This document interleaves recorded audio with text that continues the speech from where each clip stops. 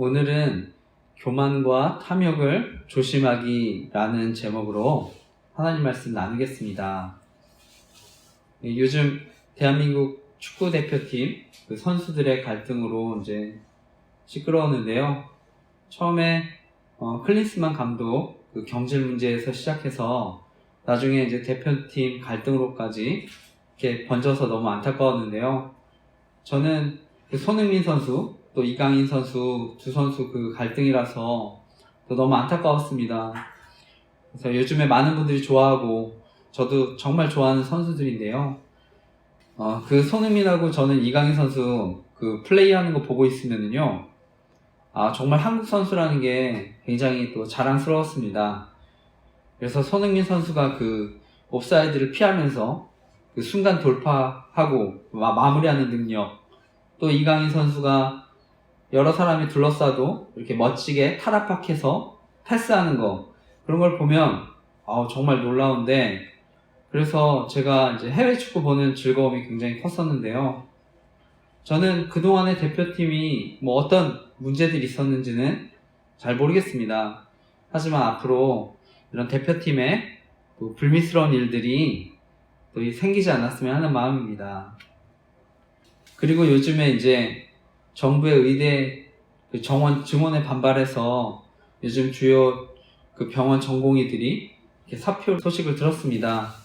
제가 의료 전문가는 아니지만 시급을 다투는 환자들, 그들을 위해서라도 갈등이 잘 해결되었으면 하는 마음입니다. 그래서 무엇보다 환자와 가족들 정말 힘들어하지 않도록 또 함께 기도했으면 좋겠습니다. 그래서 함께 기도해 주셨으면 좋겠습니다. 오늘 말씀은요, 포도원 주인들 또 소장농들의 갈등에 대한 오늘 말씀입니다. 그래서 오늘 이 말씀은 팔레스타인 지방, 거기서 이제 일어날 수 있는 갈등이었다고 생각하는데요. 예수님 당시에 팔레스타인 지역에서는요, 포도원 주인들이 소작을 줘서요, 포도원의 수확을 거두면 이제 소작인들 상납받고 소작인들한테 또 몫을 주는 제도가 있었다고 합니다. 그래서 당시에 부유했던 유대인들 또 로마인들이 경작지를 농부들한테 이제 세놓는 일이 많았다고 하는데요. 그러면 예수님은 이제 이처럼요, 또 주변에서 일어날 수 있는 일들 또 비유로 드시면서 또 이렇게 교훈하십니다. 그래서 지난주에는 예수님이 성전에서 권위에 대한 논쟁을 하셨죠. 그때 이제 두 번째로 이어서 하시는 비유에 대한 말씀입니다. 그래서 우리에게는 악한 농부의 비유로 알려진 말씀인데요. 오늘 말씀의 제목은요, 교만과 탐욕을 조심하기라는 제목으로 말씀을 나누려고 하는데, 오늘 말씀을 통해 또 하나님이 저와 여러분 교훈하시고 우리가 또 말씀 순종하면서 살아갈 때 이번 한 주도 하나님의 사랑과 인도함을 경험하는 축복을 누리시기를 또 간절히 기도하고 축복합니다.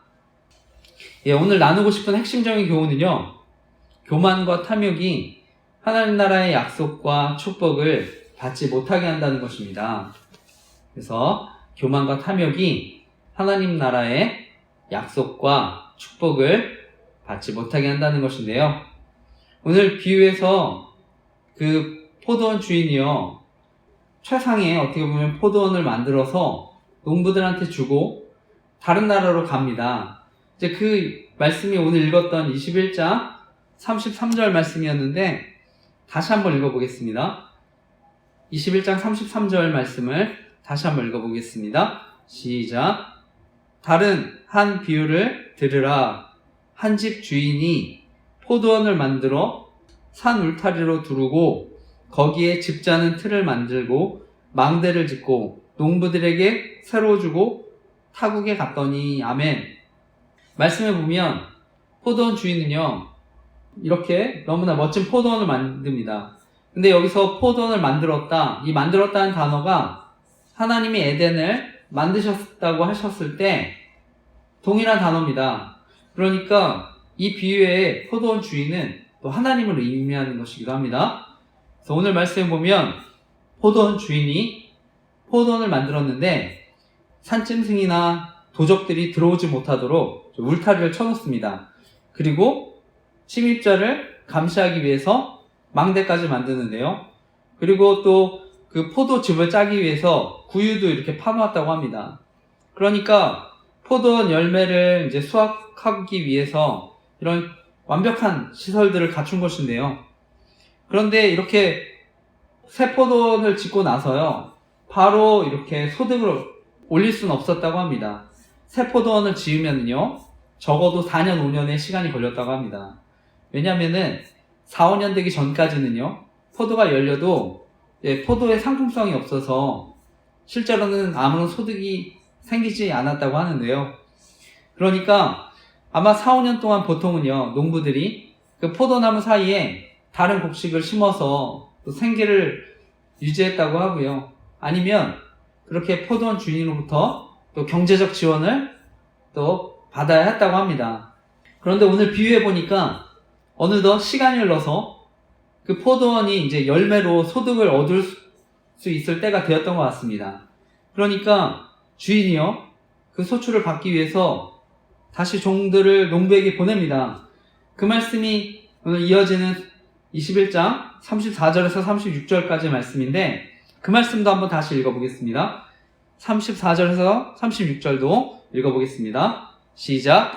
열매 거둘 때가 가까움에 그 열매를 받으려고 자기 종들을 농부에게 보내니, 농부들이 종들을 잡아 하나는 심히 때리고 하나는 죽이고 하나는 돌로 쳤거늘 다시 다른 종들을 처음보다 많이 보내니 그들에게도 그렇게 하였는지라. 아멘. 드디어 이제 열매를 거둘 때가 되니까요, 포도원 주인은요, 자기 종들을 농부에게 보냅니다. 농부는 당연히 그 포도원 주인의 땅에서 농사를 지었기 때문에 이제 소득이 생기면 우리 소작료를 지급해야 되는 게 당연했는데, 그런데 이제 황당한 일이 벌어집니다. 농부들이요, 주인의 종을 잡아서 하나는 때리고 하나는 죽이고 하나는 돌로 쳤다고 합니다. 이 누가복음에는요, 처음에 종을 때려서 보내고 그 다음에는 머리에 상처를 내고 능욕했다고 하고요, 그 다음에 죽였다는 말씀이 나오는데요. 이 비유의 말씀은 바로 포도원 주인과 같은 하나님, 그 하나님이 자신의 종인 선지자들을 보내셨는데 그 이스라엘 백성들이 이들을 어떻게 대했는지를 말씀합니다. 이 교만하고 어떻게 보면 탐욕스러웠던 농부들은요, 그 선지자들, 하나님 보낸 종들을 돌로 치고 이런 죽이고 능욕했던 이런 모습들을 보였던 것입니다. 이것이 이제 하나님 보낸 선지자들, 그 고난받는 모습을 말씀하는데요. 그럼에도 말씀을 보면 이 포도원 주인은요, 정말 이해할 수 없는 인내심으로 계속해서 자기 종들을 보냅니다. 36절에 읽었습니다만 보니까 오히려 다른 종들을 처음보다 더 많이 보냈다고 얘기합니다. 그래서 그 악한 농부들이 회개하고 돌아오기를 계속해서 기다렸다는 것입니다. 그럼에도 불구하고 이 농부들이요, 계속해서 그 파송된 사람들, 그 사람들 돌로 치고 죽이는 것이죠. 그러니까 주인은 결국 최후의 결단을 내립니다. 그것이 오늘 21장 37절에서 39절 말씀입니다. 주인의 최후 결단입니다. 37절에서 39절도 읽어보겠습니다. 시작. 후에 자기 아들을 보내며 이르되 그들이 내 아들은 존대하리라 하였더니 농부들이 그 아들을 보고 서로 말하되 이는 상속자니 자 죽이자 그의 유산을 차지하자 하고 이에 잡아 포도원 밖에 내쫓아 죽였느니라. 아멘. 주인이여 최후의 수단으로 자신의 아들을 보냅니다. 마지막으로 이 농부들을 설득하기 위해서 아들을 보내는데요. 하지만 결국 그들의 교만과 탐욕이 이 주인의 아들까지 죽이게 됩니다. 이 사람은 상속자다. 그를 죽이고 그의 유산을 우리가 차지하자. 결론적으로 오늘 말씀은요, 바로 에덴 동산을 차지하고자 했던 그 인간의 교만과 탐욕이 그 하나님의 아들, 그 예수님을 십자가에 못 박게 한 사건, 바로 그 사건을 이야기하는 것입니다. 하나님은요, 타락한 인류를 구원하시기 위해서요, 처음에 아브라함이라는 또 한 사람을 부르셨습니다. 그 한 사람을 통해 한 민족을 이루게 하시고요. 그 민족을 통해 하나님의 구원 사역을 시작하셨습니다. 이것이 하나님이 그 나라를 제사장 나라로 삼으신 이유인데요. 그런데 하나님은요, 하나님의 뜻대로 그들이 제사장 나라로 많은 또 열매를 맺기를 원하셨는데요. 그래서 이들이 열매를 맺도록 정말 인내심을 가지고 돌보시고 하셨지만 이들은요, 끝내 회개하지 않고요, 돌이키지 않습니다. 계속해서 하나님의 종들을 보냈는데도 불구하고 이들은 돌이키지 않습니다. 오늘 이 비유의 말씀, 포도원에 관한 본문, 또 이사야서 5장에서도 비슷한 본문이 나옵니다. 우리에게 잘 알려진 말씀인데 이사야서 5장 1, 2절 포도원 비유에 대한 말씀인데 이것도 한번 읽어보겠습니다. 이사야서 5장 1, 2절 말씀, 이것도 함께 읽어보겠습니다. 시작. 나는 내가 사랑하는 자를 위하여 노래하되 내가 사랑하는 자의 포도원을 노래하리라. 내가 사랑하는 자에게 포도원이 있으며 심히 기름진 사내로다. 땅을 파서 돌을 제하고 극상품 포도나무를 심었도다. 그 중에 망대를 세웠고 또 그 안에 술틀을 팠도다. 좋은 포도 맺기를 바랐더니 들포도를 맺었도다. 아멘. 하나님은요, 포도원 주인으로 극상품 포도를 심었다고 말씀합니다. 망대를 세우고 술틀을 파고 좋은 포도 맺기를 바랐지만 그럼에도 들포도를 맺었다고 얘기합니다. 그리고 그 결과 7절인데요. 7절도 읽어보겠습니다. 시작. 무릇 만군의 여호와의 포도원은 이스라엘 족속이요 그가 기뻐하는 나무는 유다 사람이라. 그들에게 정의를 바라셨더니 도리어 포악이요 그들에게 공의를 바라셨더니 도리어 부르짖음이었도다. 아멘. 포도원 주인이신 하나님이요 그 이스라엘 백성들을요 정말 아끼고 사랑하셨지만 그들은 정의와 이로운 삶을 살아가는 것이 아니라 압제와 그런 고통의 부르짖음 뿐이었다고 얘기합니다. 그래서 정말 그 백성들이 악한 길에서 돌이켜서 좋은 열매를 맺기를 바라셨는데요. 그래서 끊임없이 그의 종 선지자들을 또 보내주셨는데요. 하지만 그 하나님께서 보낸 선지자들, 그 농부들은 그들을 죽였을 뿐만 아니라 그 아들로 비유된 독생자 예수 그리스도까지 죽이는 그 악행을 저지릅니다. 그래서 이처럼요, 예수님은요, 이 포도원과 관계된 비유를 통해서 결국 오늘 본문이 이 이스라엘의 영적 지도자들, 백성들의 잘못에 대해서 말씀하는 것입니다. 그래서 이 비유를 들어서 그 대제사장들, 바리새인들 정말 그 의미를 쉽게 알아들었을 정도로 아주 명료했다고 얘기하는데요. 그러니까 우리가 읽었던 맨 마지막 말씀에 보니까요, 대제사장들, 바리새인들이 예수님의 비유를 듣고 자기들을 가리켜서 하신 말씀인 줄 알고 잡고자 했다고 얘기합니다. 하지만 무리가 무서워서 잡지 못했다고 하는데요. 오늘 결론적으로 오늘 본문의 농부들의 가장 큰 문제가 무엇입니까? 농부들, 포도원 주인을 주인으로 인정하지 않은 것이죠.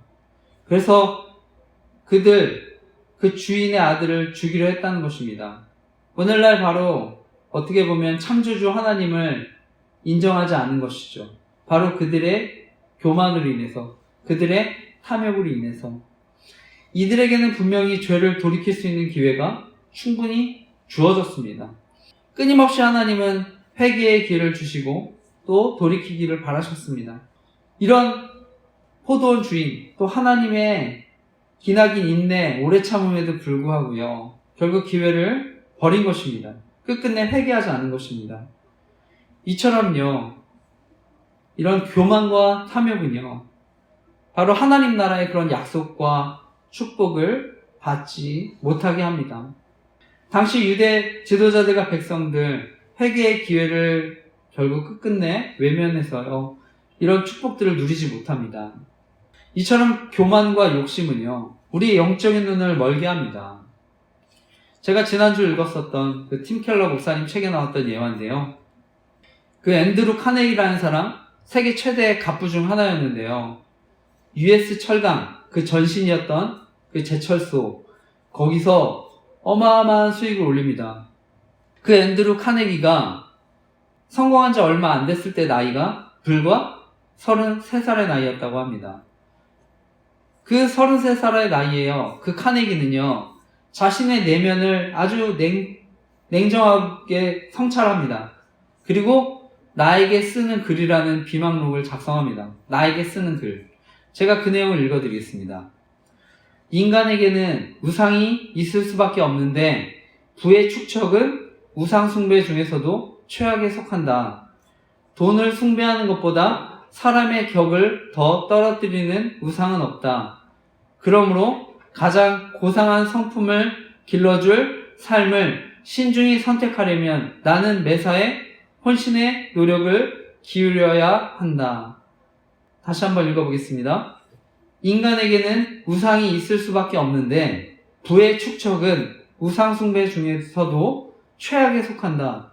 돈을 숭배하는 것보다 사람의 격을 더 떨어뜨리는 우상은 없다. 그러므로 가장 고상한 성품을 길러줄 삶을 신중히 선택하려면 나는 매사에 혼신의 노력을 기울여야 한다.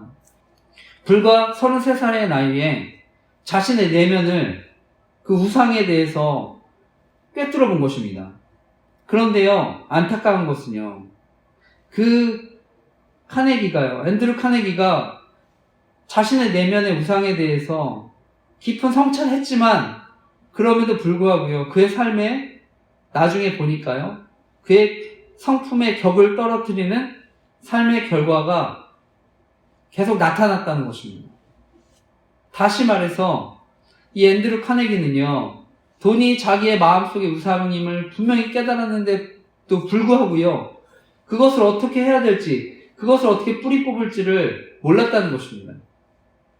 우리가 성경을 보면은요, 예수님은요, 성에 대한 위험성에 대해서도 말씀하셨지만 그보다 탐심에 대해서 사실은 훨씬 더 많이 경고하셨습니다. 그런데도 오늘날 저와 여러분에게 사실은 이런 죄들이 있다는 것, 또 생각하는 사람들이 또 거의 없을 수 있습니다. 사도 바울은 골로새서 3장 5, 6절에 이렇게 말씀합니다. 골로새서 3장 5, 6절 말씀입니다. 같이 함께 읽어보겠습니다. 시작.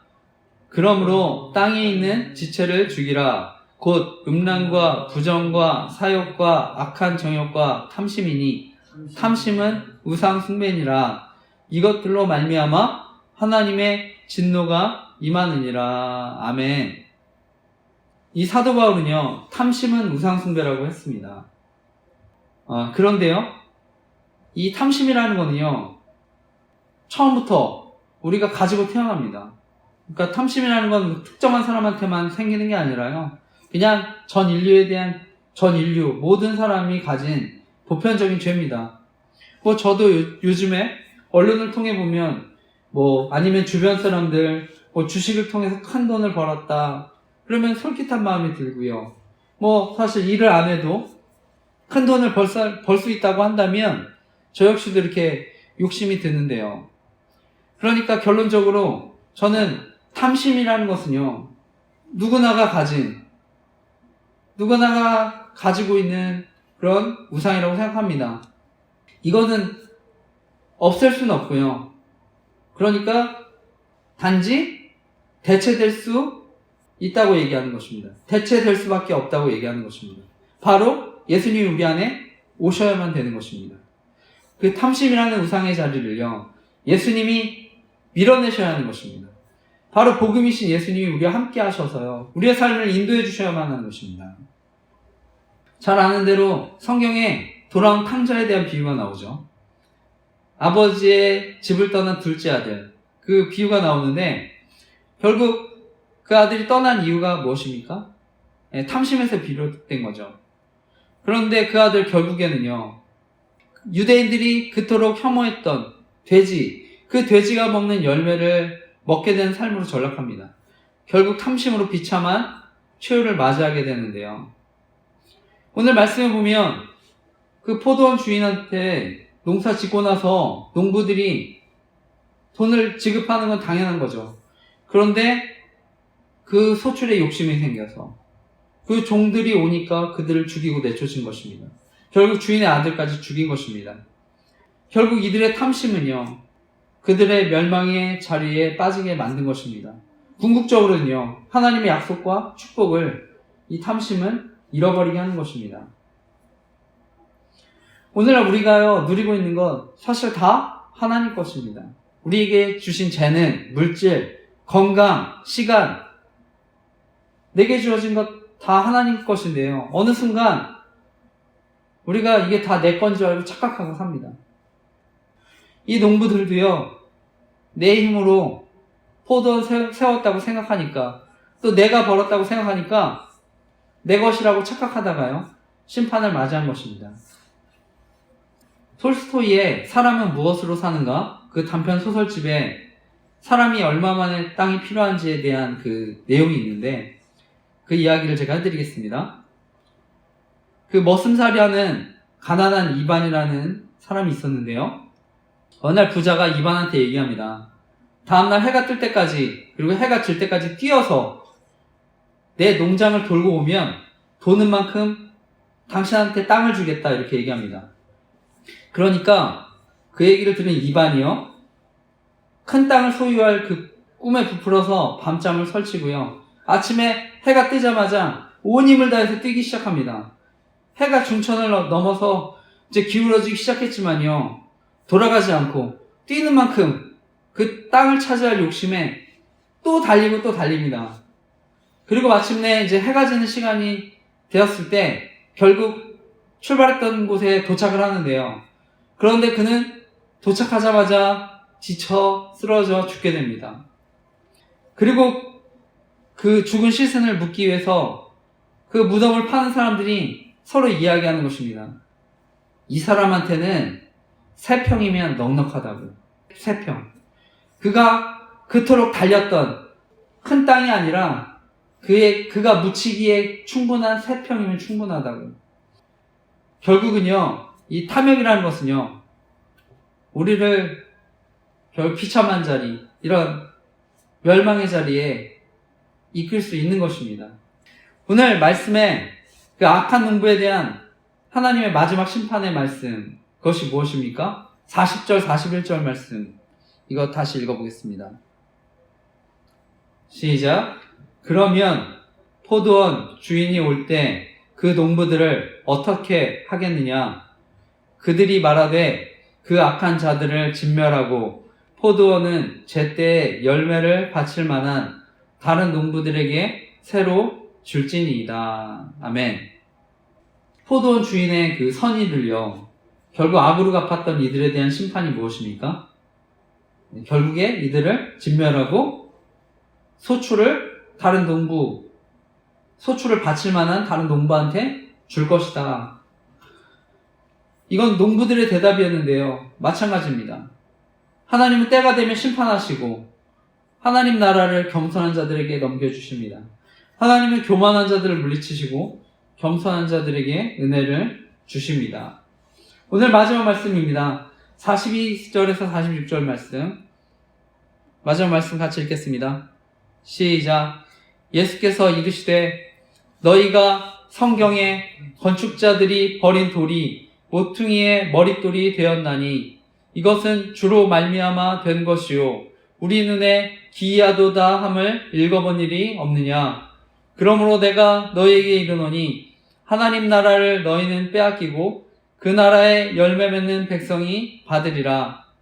이 돌 위에 떨어지는 자는 깨지겠고 이 돌이 사람 위에 떨어지면 그를 가루로 만들어 흩으리라 하시니 대제사장들과 바리새인들이 예수의 비유를 듣고 자기들을 가리켜 말씀하신 줄 알고 잡고자 하나 무리를 무서워하니 이는 그들이 예수를 선지자로 알미었더라. 아멘. 예수님 말씀하십니다. 건축자의 버린 돌이 모퉁이의 머릿돌이 되었다. 하나님 나라 빼앗아서 그 나라의 열매를 맺는 민족에게 주실 것이다. 결국 예수 그리스도를 배척했던 유대 종교 지도자들과 이스라엘 백성은요, 하나님 나라를 박탈당합니다. 하지만 예수님을 영접하고 하나님의 뜻에 합당한 열매를 맺었던 사람들은요, 그 열매를 맺습니다. 결국 이스라엘의 교만과 탐욕으로 인해서요, 하나님의 선택은요, 이방인에게 옮겨집니다. 그 복음의 축복이 이방인에게 옮겨집니다. 오늘 이 말씀을 이사야 선지자도 동일하게 얘기합니다. 이사야서 8장 14절 말씀인데요. 읽어보겠습니다. 시작. 그가 성소가 되시리라. 그러나 이스라엘의 두 집에는 걸림돌과 걸려 넘어지는 반석이 되실 것이며 예루살렘 주민에게는 함정과 올무가 되시리니. 아멘. 이미 이사야서를 통해서요, 유대 종교 지도자들, 그 이스라엘 백성들에게 예수님은요, 그들의 교만과 탐욕으로 인한 걸림돌이 될 거라고 얘기합니다. 하지만 예수를 믿는 사람들에게는요, 오늘 말씀처럼 모퉁이 돌이 되는 것입니다. 결국 예수님의 죽음은요, 하나님의 역사를 이루는 그런 구속사의 통로가 되는데요. 그리고 그 예수님이 모퉁이 돌이 되어서 심판의 날에 세상을 깨뜨리고 흩으신다고 얘기합니다. 이후에 예수님 십자가에 달려 죽으시고요, AD 70년에 예수님 말씀처럼 로마 군대에 의해서 이스라엘 백성들 결국 부서지고 흩어집니다. 오늘 말씀, 예루살렘 멸망에 대한 말씀이기도 하지만요, 결국 최후 심판에 대한 말씀입니다. 오늘 말씀을 마치면서 하나님은요, 에덴 동산을 창조하시고 어떻게 보면 악한 농부와 같은 우리들 자유의지로 일할 수 있도록 우리 해주셨습니다. 그 하나님은 저와 여러분을요, 로봇과 같이 만들지 않으셨습니다. 자유의지를 주셔서 하나님을 찬양하기를 원하셨습니다. 스스로 찬양하도록, 자발적인 완전한 사랑을 하도록. 그런데 그 사랑은요, 한편으로는 죄를 선택할 수도 있는 것입니다. 인간이 잘못된 선택을 할 수도 있는 것입니다. 그 자유의지로 말미암아 자신의 하나뿐인 아들까지도 내어줄 위험이 있는 것입니다. 그런데도요, 하나님은요, 우리와 교제하시기 위해서 사랑을 선택하신 것입니다. 그 하나님이 저와 여러분이 믿는 하나님이시고 그 포도 주인이라는 걸 믿으시기 바랍니다. 그래서 지금도 하나님은요, 끊임없이 우리가 하나님 앞에 자발적으로 나오시길 바란다는 것을 믿으시기 바랍니다. 우리가 인생을 살다 보면 여러 가지 위기를 만나죠. 가정, 경제적인 위기, 관계의 위기, 건강의 위기, 여러 가지 삶의 위기들을 만나는데요. 사실 가장 큰 위기는요, 하나님을 잃어버리는 것입니다. 하나님을 믿었지만 하나님의 약속과 축복을 잊어버리게 되는 것입니다. 그동안 저는 한국교회 지탱해 왔던 것, 바로 그 하나님의 은혜에 대한 갈망이라고 믿습니다. 과거 우리 조상들 얼마나 힘들었습니까? 얼마나 척박했습니까? 그러면도 그 하나님의 은혜에 대한 갈망이 있으니까요. 그 영적인 부유를 누렸는데요. 오늘날 우리나라의 국민소득은 계속 올라가지 않습니까? 그런데 영적으로는 더 빈곤하고 가난해지고 있습니다. 말씀을 마치면서 하나님이 우리에게 주신 것은요, 가장 큰 축복은요, 하나님과 교제하는 축복입니다. 하나님과 함께하는 축복, 영적인 부유와 바라기는 우리가 또 하나님 앞에 한 주간 나아갈 때 우리 안에 있는 또 교만과 욕심들을 또 내려놓고 회개하고 하나님 앞에 겸손한 마음으로 또 가난한 마음으로 은혜를 갈망하며 또 한 주간 살아가시기를 간절히 기도하고 축복합니다. 그래서 하나님이 주신 그 약속과 축복을 경험하며 살아가시기를 간절히 기도하고 축복합니다. 그래서 이번 한 주도 그 사랑과 인도하심을 경험하는 한 주가 되시기를 간절히 기도하고 축복합니다. 아멘.